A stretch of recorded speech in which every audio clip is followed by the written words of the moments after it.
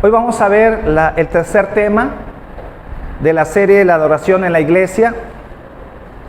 Y el tema de hoy que vamos a estar viendo le hemos titulado La verdadera adoración. ¿Cómo debe ser nuestra adoración?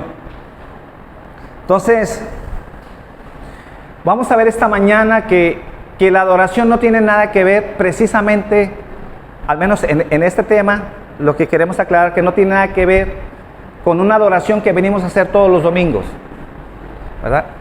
Claro que venir los domingos es muy importante, pero cuando hablamos en sí lo que es adoración es más que venir el domingo para venir a adorar a nuestro Dios. Entonces es lo que vamos a ver esta mañana, entender lo que es la adoración, y vamos a ver tres elementos que deben de contener nuestras vidas para que podamos decir que en verdad estamos teniendo una verdadera adoración en nuestras vidas. Y vamos a estarlo basando en el libro de Romanos, capítulo 12, si quieren ahí, Romanos capítulo 12, versículo 1 y versículo 2.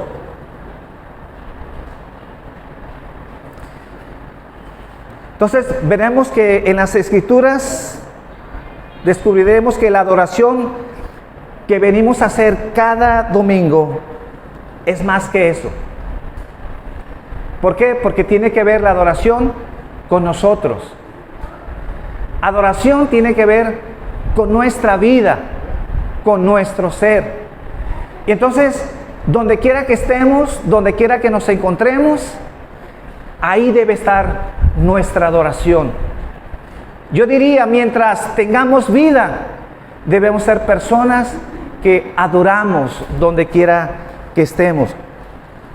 Vaya conmigo a Romanos capítulo 12, versículo 1. Ahí encontraremos estos tres puntos que nos hablan, tres elementos que componen una verdadera adoración en nuestras vidas. Y dice versículo 1, por consiguiente, hermanos, subrayo, esta frase es muy importante para entender lo que vamos a explicar. Dice, por consiguiente, hermanos, os ruego por las misericordias de Dios que presentéis vuestros cuerpos como sacrificio vivo y santo, aceptable a Dios, que es vuestro culto racional. Y no os adaptéis a este mundo, sino transformaos mediante la renovación de vuestra mente, para que verifiquéis cuál es la voluntad de Dios, lo que es bueno, aceptable y perfecto. Bueno, aquí aparece una palabra muy importante, la palabra culto. La palabra culto. Esta palabra culto en el griego es latreia. Latreia, que en el latín se traduce latría. ¿A qué le suena eso? Latría es la palabra que usamos para idolatría. Ahora, lo que quiero resaltar de esta palabra culto, que cuando aquí las escrituras están hablando de culto, se refiere a la adoración. Ese es el contexto de esta palabra. Cuando la Biblia habla de culto, está hablando de adoración. Entonces, este pasaje en particular nos enseña qué es lo que Dios quiere de nuestra adoración. Como Dios quiere que nos presentemos, como decía Charlie, cada domingo. Primero dije que la adoración no se trata solamente de los domingos, aunque la serie trata de nuestra adoración dentro de la iglesia. Pero era muy importante subrayar que no solamente venimos a adorar a la iglesia, no, venimos a la iglesia para continuar adorando lo que hacemos entre semana, ¿verdad? Pero este pasaje nos enseña qué es lo que Dios espera de nuestra adoración. ¿Y por qué subrayo esto? Porque Dios determina cómo quiere que nos acerquemos. No es como yo siento, no es como a mí me gustaría acercarme a Dios, ¿verdad? Proponer algunas alternativas de cómo yo me acerco a Dios. Dios nos dice, y las Escrituras nos enseñan, que es Dios el que determina cómo desea nuestra adoración.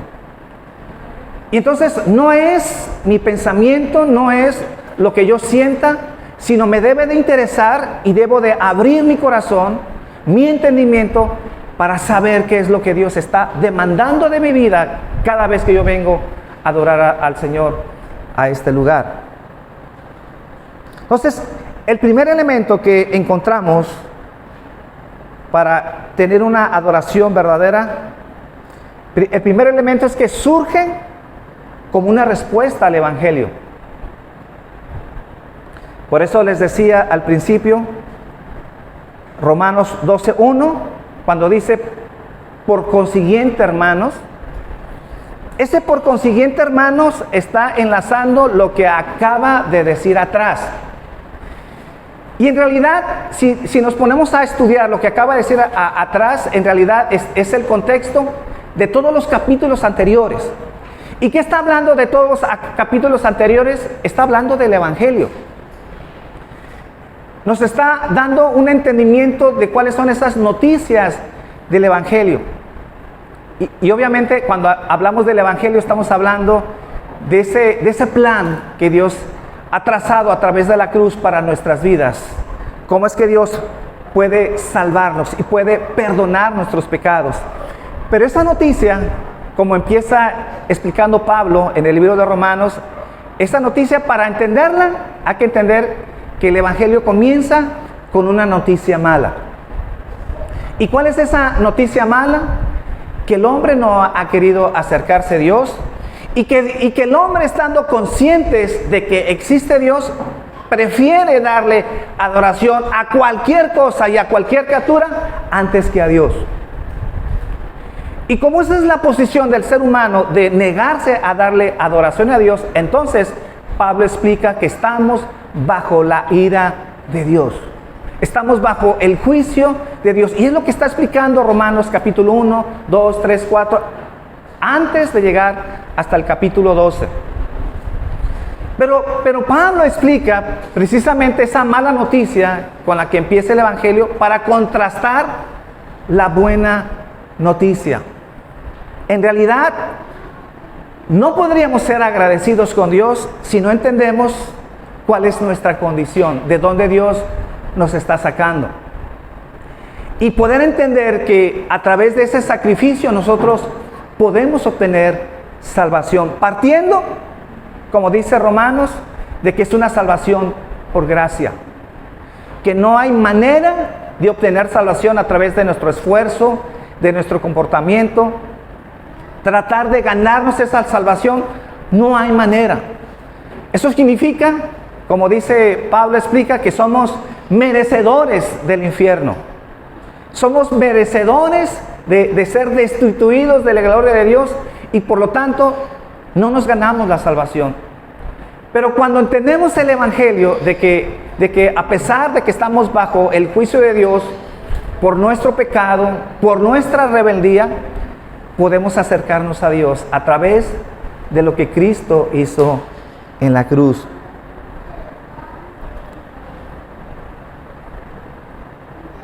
Entonces, el primer elemento que conforma una verdadera adoración tiene que ver con tener una respuesta a ese evangelio. A ese evangelio. ¿Y cuál fue entonces, como dice Romanos 1:19, la respuesta del ser humano? Una respuesta negativa. Y subrayo, una respuesta consciente.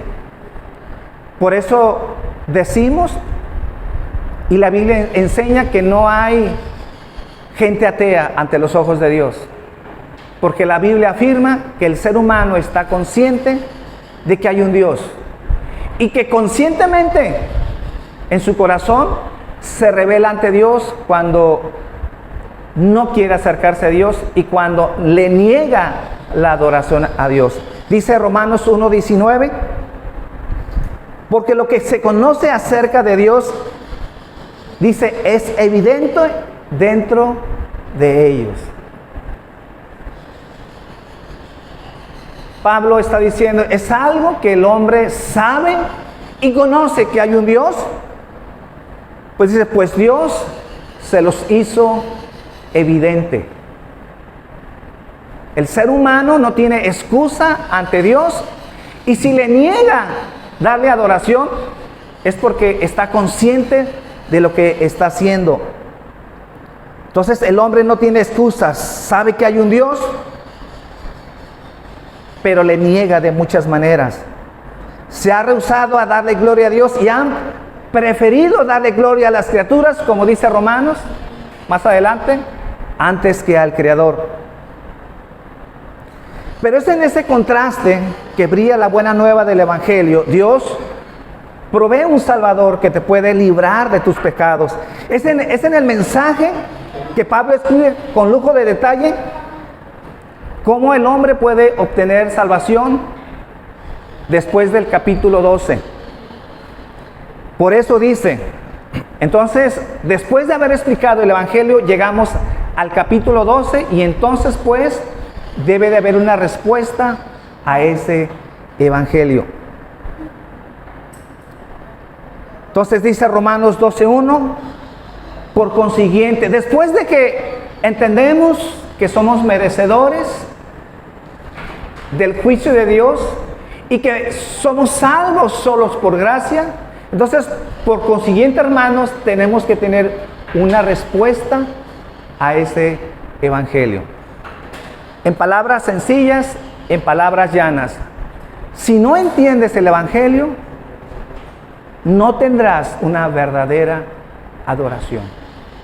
¿Cómo comienza nuestra primera adoración? Entendiendo nuestra salvación, lo que Dios hizo en nuestras vidas.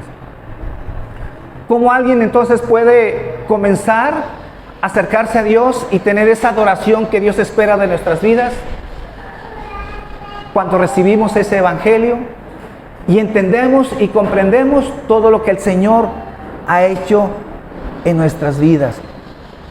Entonces la frase por consiguiente es lo que une el pasaje de todo lo que se dijo atrás y denota cuál debe ser el resultado o la consecuencia de ese glorioso Evangelio. Es decir, mi hermano, esta mañana la respuesta que tú vienes a hacer cada domingo es porque sabes lo que Dios hizo en tu vida y estás tan agradecido que no quieres perderte cada domingo a venir a adorar en comunión en el cuerpo de Cristo y poderle rendir nuestra mejor adoración, porque vivimos agradecidos, porque entendemos el Evangelio. Entonces, ¿cuál es nuestra respuesta al Evangelio? Adoración. Adoración. Por eso me cuesta mucho trabajo cuando la gente no viene a la iglesia. Cuando la gente se la piensa mucho e inclusive es como una opción entre tantas cosas que se pueden hacer un domingo. En realidad, cuando una persona entiende el Evangelio, no es opción. Venimos convencidos y venimos con todo nuestro corazón sabiendo lo que venimos a hacer cada domingo. Y no nos tienen que convencer de nadie, no nos tiene que decir la esposa o el esposo que tenemos que venir los domingos, porque eso es algo que está en nuestro corazón. Es gratitud, es agradecimiento. Entonces, una persona que entiende el Evangelio tiene razones suficientes para venir a adorar a Dios. Y no tiene razones para no venir o para desistir, estar esta mañana, este domingo, para adorar a nuestro Dios. Entonces, la adoración surge del entendimiento del Evangelio, que ese es algo que no es algo meramente emocional. Las iglesias hoy en día se promueven mucho las emociones. A veces tenemos una adoración emocional, pero la adoración emocional, bíblicamente, eso es algo que la Biblia no aprueba. No venimos a adorar solamente porque nos emocionamos de algo. Aunque obviamente una adoración sin emoción no es adoración. Obviamente las emociones tienen una parte muy importante, ¿verdad? Entonces, la adoración, como dije, surge del entendimiento del Evangelio. No es algo meramente emocional. Es decir, debe de contener entendimiento, pero también debe de contener emociones. Pero si solamente venimos a la iglesia solamente con emociones y no tenemos entendimiento, entonces no es verdadera adoración. Cuando dice el versículo 1, dice que es nuestro culto racional, está diciendo que es un culto con entendimiento. El culto racional, parafraseando, quiere decir es un culto con entendimiento.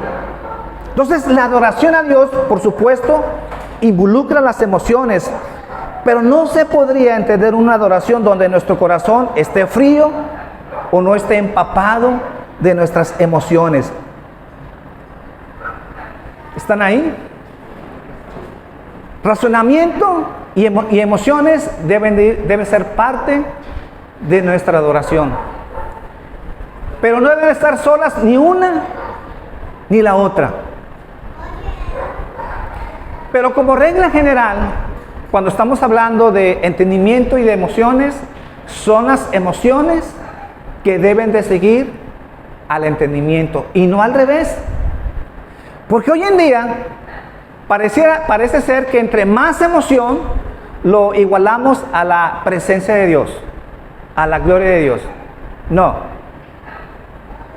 Las emociones y todo lo que venimos a hacer cada domingo deben estar sujetas a nuestro entendimiento. ¿Por qué? Porque aquí nos está diciendo Pablo que debemos de tener un culto racional. Debemos de venir a la iglesia con un culto con entendimiento. Sabemos lo que estamos haciendo, entendemos lo que estamos haciendo porque leemos las Escrituras. Si hay poco conocimiento de la palabra de Dios, entonces tendremos una pobre adoración y será más emoción que con entendimiento. No será una adoración racional. En otras palabras, vamos a adorar como nosotros queremos, como a nosotros se nos ocurra, pero no como Dios quiere. Entonces, en la adoración debe de haber entendimiento, conocimiento, que sabemos lo que estamos haciendo y que no solamente nos dejamos guiar por las emociones, ¿verdad? Que solamente tenemos euforia y nos descontrolamos y perdemos el razonamiento. No, deben de estar las dos cosas. Y como regla general, son las emociones que deben de sujetarse al entendimiento. Porque es el entendimiento la que va a regular nuestras emociones. En otras palabras, no es que le demos rienda a nuestras emociones como nosotros querramos, que no tenemos límites y que no importa si lo hacemos en nombre de Dios. No. El límite es el entendimiento. Es lo racional. Es lo que las Escrituras nos le enseñan. Y no se vale ser tan emocionalistas que perdemos el control, que en vez de ser una adoración grata a Dios, se convierte en realidad en todo menos en adoración.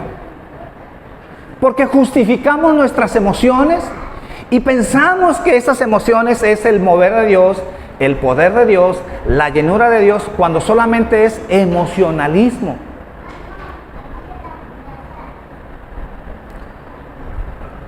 En los siguientes temas que estaremos hablando, ya nos profundizaremos más con estos temas. Lo segundo que aprendemos de este pasaje es que toda nuestra adoración abarca todo nuestro ser. Como decía al principio, no es el lugar. No es que estemos aquí precisamente. O no se trata de que a las 9:30 empieza la adoración cada domingo. Entonces, como empieza a las 9:30, entonces nuestra adoración es como un programa. No. La adoración tiene que ver con nuestro ser y abarca todo nuestro ser.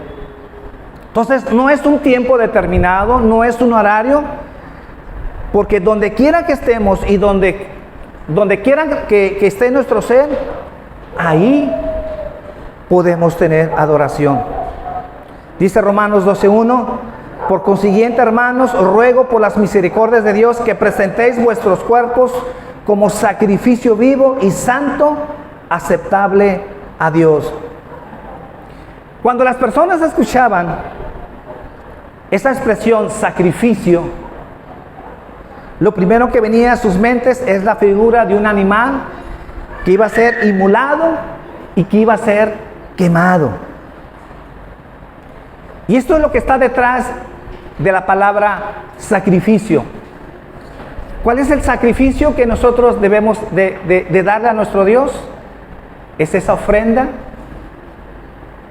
es ese holocausto que venimos a presentar delante del altar del Señor, pero ya no un animal.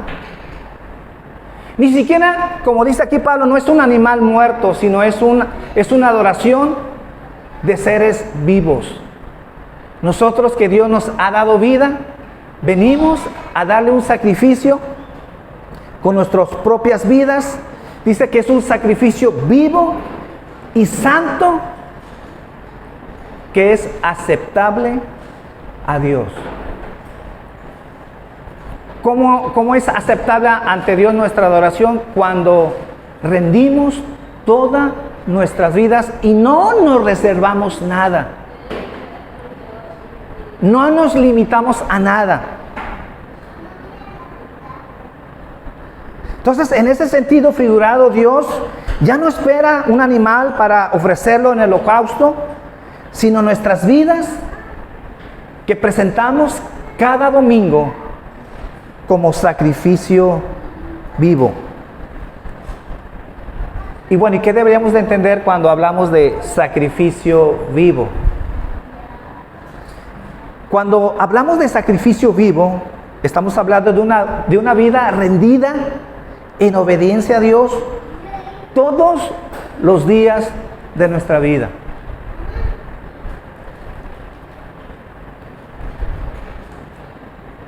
Que cada mañana nos levantamos pensando en lo que Dios pide y demanda de nuestras vidas. Que tenemos un corazón dispuesto para agradar a Dios y hacer su perfecta voluntad. Que no es lo que yo quiero, sino es lo que Él quiere en mi vida. Como dicen las Escrituras, más que los sacrificios, más que otra cosa que nosotros podamos darle al Señor, Dios demanda obediencia en nuestras vidas. Nuestra actitud, nuestro corazón, que seamos obedientes a Dios. Cualquier sacrificio que nosotros rindamos a Dios sin obediencia, para Dios no es grato.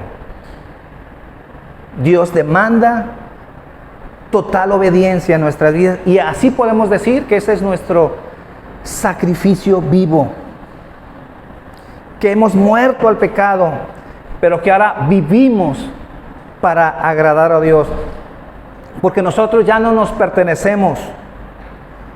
Ahora nuestros miembros son instrumentos para servir a nuestro Dios. Y si antes usábamos nuestras manos para golpear, para robar, ahora las usamos para levantarlas a nuestro Dios, para extender nuestra mano a nuestro hermano, a nuestro amigo que necesita de nosotros. Que estas manos están para bendecir, para imponer manos, para abrazar a alguien que necesita de nuestro afecto. Nuestros ojos, nuestros oídos, que guardamos lo que vemos, que cuidamos lo que escuchamos. que tenemos temor aún lo que estamos hablando, porque todo nuestro ser y donde quiera que nos encontremos es adoración a Dios. Entonces, un verdadero cristiano no puede hacer absolutamente nada que no sea que viva para la gloria de Dios. Somos adoradores en todo momento y donde quiera que estemos. Entonces, la adoración no es un evento, no es algo que precisamente vengamos a hacer cada domingo o algo ocasional, sino es un estilo de vida. Por ejemplo, Juan en el capítulo 4, versículo 19, la mujer samaritana pensaba que era un evento la adoración, que se trataba de un lugar. Pero Jesús vino a decirle a esta mujer y a decirnos a nosotros que no se trata de eso la adoración. Dice en Juan capítulo 4, versículo 19, vamos a leer hasta el versículo 23.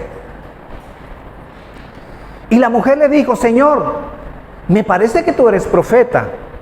Nuestros padres adoraron en este monte y vosotros decís que es en Jerusalén está el lugar donde se debe de adorar. Jesús le dijo: mujer, créeme, la hora viene cuando ni en este monte ni en Jerusalén adoraréis al Padre. Vosotros adoráis lo que no conocéis, nosotros adoramos lo que conocemos, porque la salvación viene de los judíos. Pero la hora viene, y ahora es, cuando los verdaderos adoradores al Padre adorarán al Padre en espíritu y en verdad, porque ciertamente a los tales el Padre busca que le adoren. Lo que Cristo le está diciendo a esta mujer samaritana es que no es importante el lugar, no es importante el momento, no es si es en este monte o en este monte, no es la ciudad, sino le dice a la mujer, y tal vez era una revelación para la mayoría de los judíos y pues para la mayoría de la humanidad. Jesús le dice, la adoración no se trata de un momento, de un evento, de un lugar, sino debe ser en espíritu y en verdad.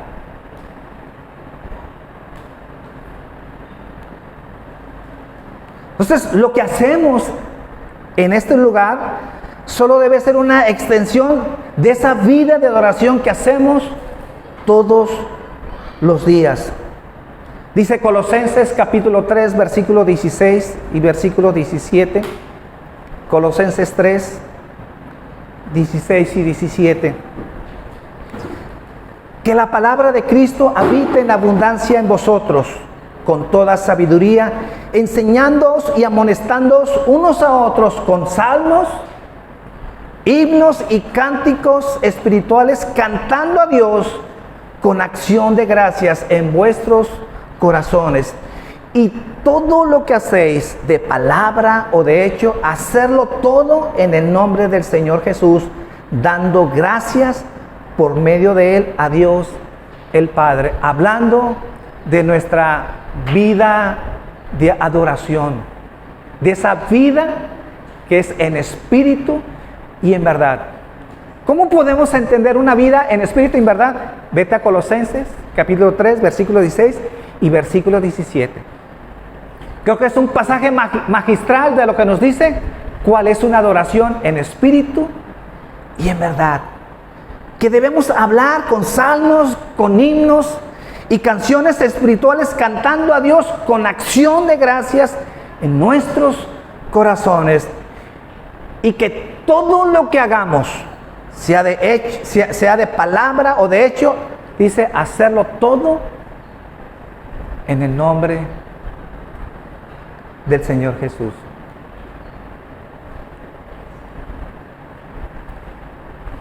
Quiere decir que cuando salgas de la iglesia, a donde vayas, lo haces para la gloria de Dios.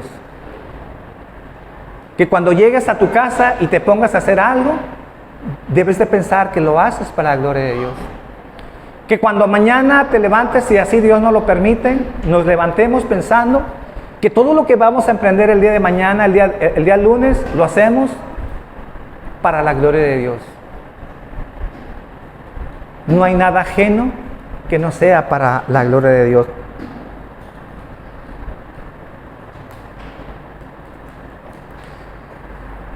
Hay un pensamiento de John MacArthur de cómo debemos de considerar la adoración en la iglesia. Y quiero leer textualmente lo que él cita en cuanto a la adoración dentro de la iglesia. Y dice así: la música y la liturgia pueden ayudar a la expresión de un corazón que ya es adorador. Pero estas no pueden cambiar un corazón que no es adorador en uno que sí adore. La música no puede hacer esto. Y sigue diciendo: el peligro está en que la música y la liturgia pueden dar la impresión de haber adorado de un corazón que no es adorador. Es decir, cuando venimos cada domingo y los muchachos del grupo de alabanza tocan sus instrumentos, Hanna y Chavo empiezan a cantar, tal vez la respuesta de muchos de nosotros es cantar y adorar y dar la impresión que hemos venido a adorar a Dios. Pero lo que está citando aquí John MacArthur es que estos instrumentos que están aquí ayudan, aportan a aquel que es un verdadero adorador. ¿Por qué? Porque es un verdadero adorador. Y un verdadero adorador, como lo vamos a ver más adelante en los siguientes temas, no necesita de los instrumentos para ser un adorador. Solamente los instrumentos y todo el grupo de alabanza aportan, ayudan a ese corazón que es un adorador. Pero una persona que viene y aún levante sus manos y se vaya a su casa y piensa que vino a adorar cuando en realidad su corazón no es un adorador, entonces esa persona está engañada. Porque piensa que por sentir bonito, por sentir emociones, porque vino y levantó las manos y cantó los cantos y tal vez cantaron su canto favorito, piensa que está haciendo adoración. No es así. Si en verdad tu corazón, como le dijo a la mujer samaritana, no es en espíritu y en verdad. Entonces puede dar la sensación de alguien que vino a adorar cuando en realidad no lo hizo. ¿Y por qué no lo hizo? Porque su corazón, el problema está en su corazón, no es un corazón de un adorador. Entonces muchos se van de la iglesia pensando que ya cumplieron con Dios. Nunca leen la Biblia, nunca oran, no son responsables con nadie, no viven para agradar a Dios, no están pensando que el tiempo que Dios nos dé de vida lo hacemos para servirle. Pero después de venir aquí el domingo piensan que vinieron a adorar a Dios, vinieron a servir a Dios, cuando en realidad no tienen un corazón de adorador. Y dice MacArthur, la música no puede cambiar un corazón de un adorador. Lo que sí puede hacer es ayudar cuando alguien ha sido cambiado y transformado por el Evangelio a un corazón de adorador. Pero si alguien no es un verdadero adorador, la música no tiene la propiedad de cambiar ese corazón en un corazón de adorador. Por eso es muy importante que entendamos lo que estamos hablando. Y que no nos engañemos cuando venimos cada domingo pensando que le estamos rindiendo adoración, cuando en realidad tú no adoras en todo lo que haces. Como leímos en Colosenses, que todo lo que hagamos, lo que digamos, lo que hagamos, lo hagamos para la gloria de Dios.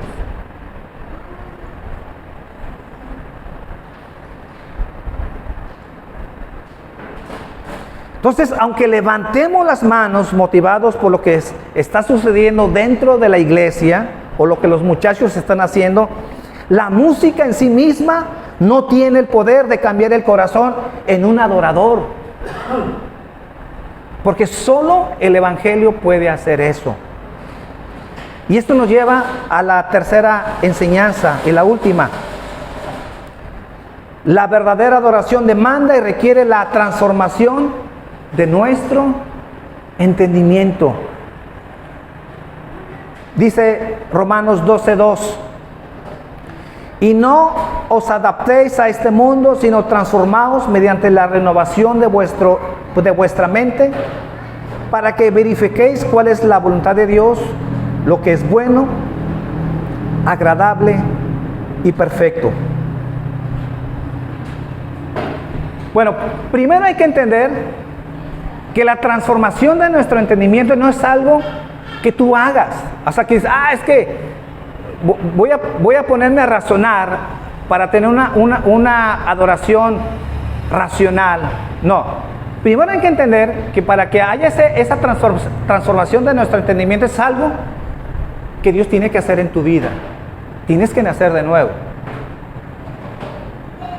No es que agarres un libro, empieces a estudiar y entonces quieras cambiar tu manera de pensar y tener una adoración racional porque lo vas a hacer con entendimiento. No. Primeramente Dios tiene que cambiar tu corazón. Porque nadie puede contemplar la gloria y caer rendido sin antes Dios no abre sus ojos espirituales. Es como ir ahí al hotel, ahí con Chavo en las brisas,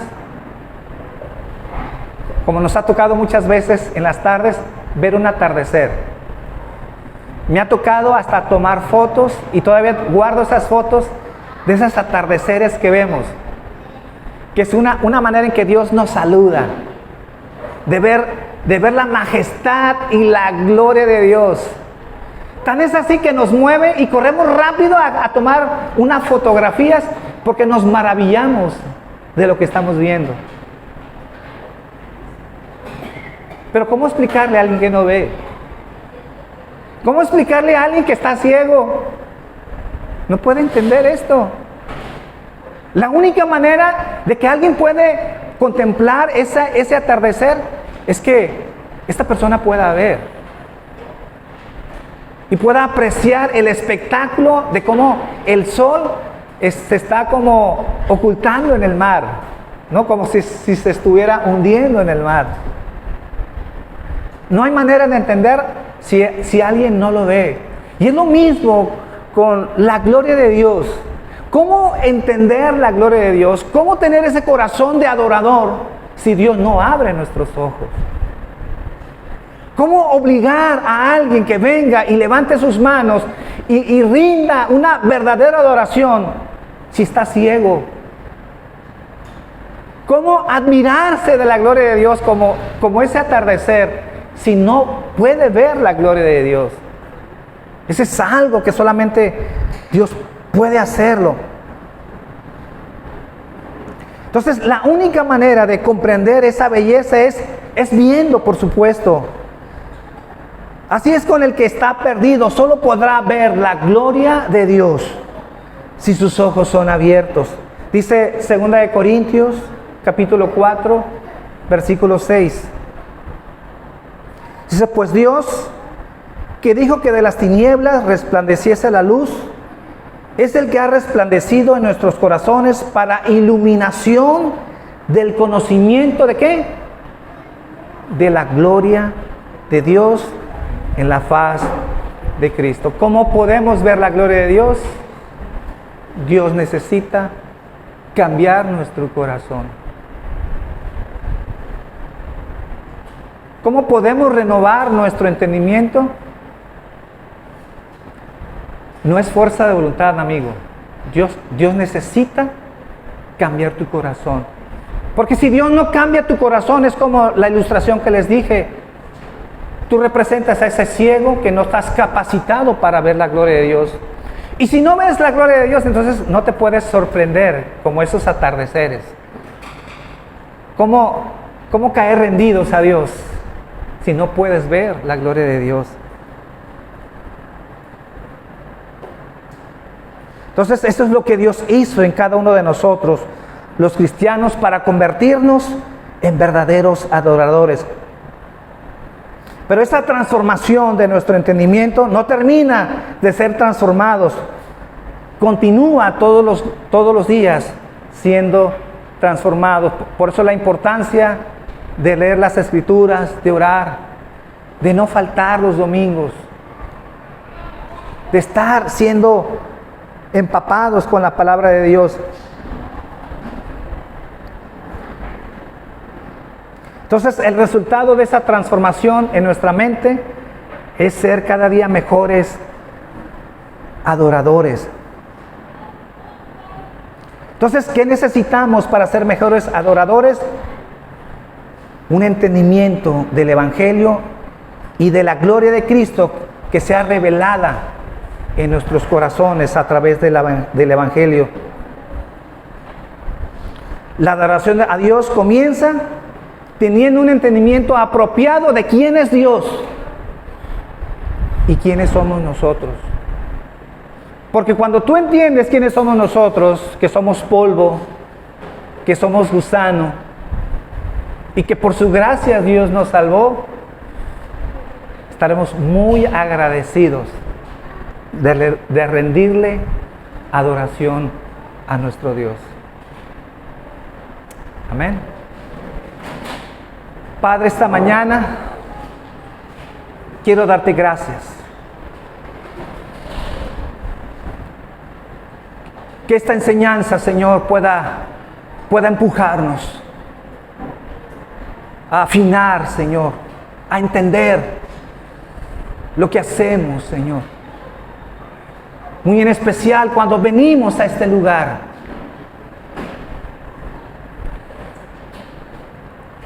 Porque queremos ser esos adoradores, Señor, que aprovechamos cada oportunidad para rendirnos a ti. Para declarar, Señor, nuestra gratitud y nuestro agradecimiento, Señor. Y yo sé, Padre, que la única manera es entendiendo lo que has hecho en nuestras vidas. Todo lo que ha implicado, Señor, esa salvación en nosotros, Señor. Que esta mañana entendamos, Señor, que la adoración abarca todo nuestro ser. Nuestros pensamientos, nuestras emociones, nuestra voluntad, nuestro cuerpo, Señor. Y que no hay nada, Señor, que nos reservemos. La verdadera adoración es una entrega total de nuestras vidas. Y que ese entendimiento, Señor, que hablábamos hace rato, pueda crecer en nuestras vidas. Y que ese entendimiento, Señor, solo se produce cuando tú transformas nuestro corazón y nuestro ser. Perdónanos, Padre, si hemos sido tan tibios, tan indiferentes, como si viniéramos a hacerle el favor al pastor o al grupo de alabanza.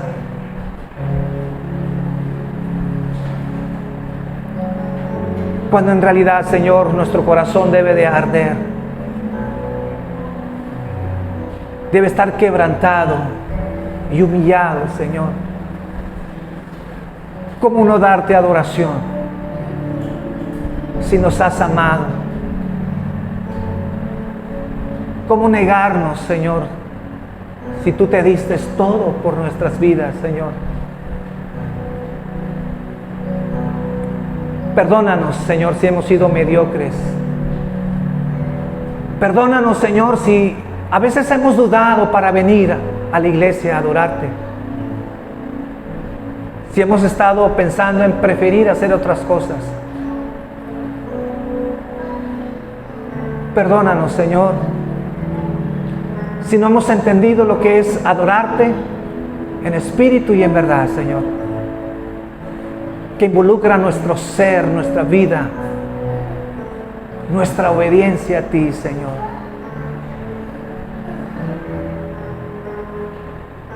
Te adoramos esta mañana, Señor. Adórale esta mañana, por favor. Ponte de pie. Levanta tus manos.